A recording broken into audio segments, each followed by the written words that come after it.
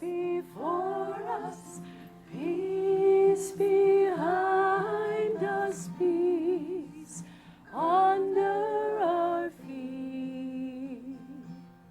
Miracles happen all the time. People come your way. If you're really looking and you're listening, people will show up when you least expect it. There were times when I felt insecure about myself, especially as a singer. And then my dad would always boost me up and say, you know what, you got to share that voice. I've been a singer my whole life. I wanted to use that gift. Then I decided I was going to teach. And when you have a long note like that, if you keep it the same sounds, same dynamics, it gets boring. So you have to build into it. And so it was a wonderful opportunity for me to balance the singing, the discovering myself as a Catholic woman, and as the role of mother. See, years ago when my children were little, I started my master's in voice.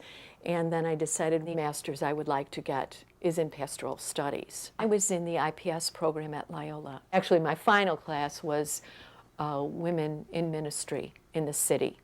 And there I knew I needed to work in a shelter or a community outreach program. So I talked to someone, I said, what's the largest women's shelter in the city? And they said, Deborah's Place.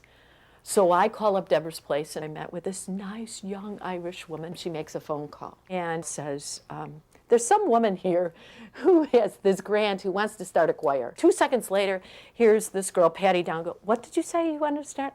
She goes, Mara's house just put in their goals for next year. They wanted to start a choir. And so I said, well, here I am, I'll come. And I started a choir there. Join us, be still. Some women will say, oh no, I can't sing.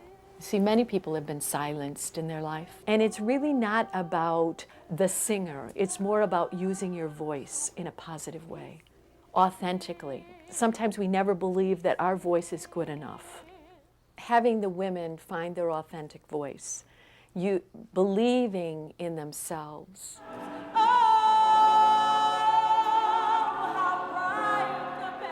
Building up the courage in singing also carries over in their life then, whether they have to find an apartment, find a job. It's much more than just we're singing, but there is an energy that happens when you sing that gives you confidence.